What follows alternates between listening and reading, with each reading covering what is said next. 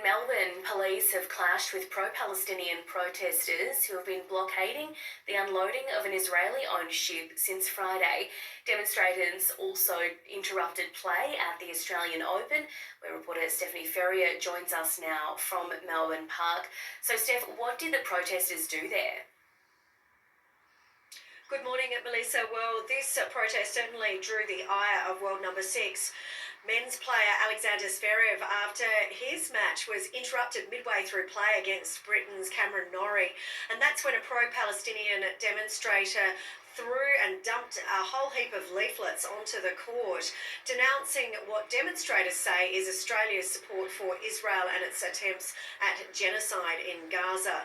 And let's just take a quick look at what happened when that play was interrupted. We're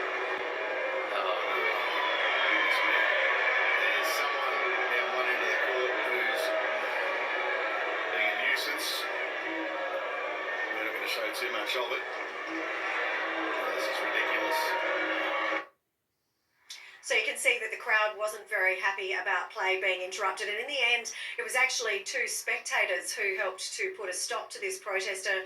She'd been chanting Free Palestine and also making reference to the fact that the crowd was watching tennis while bombs were being dropped in Gaza. Now, we heard later from Alexander Zverev in his post-match press conference, and he said that he was actually surprised it took security so long to respond, given the fact that they are so hot on security when it comes to the players being able to access things like the locker room. But we do know that this group that organised this demonstration says that they had actually organised simultaneous leaflet drops in other courts in the Melbourne Park precinct at the same time yesterday afternoon, along with an audio soundtrack of bombs dropping in Gaza.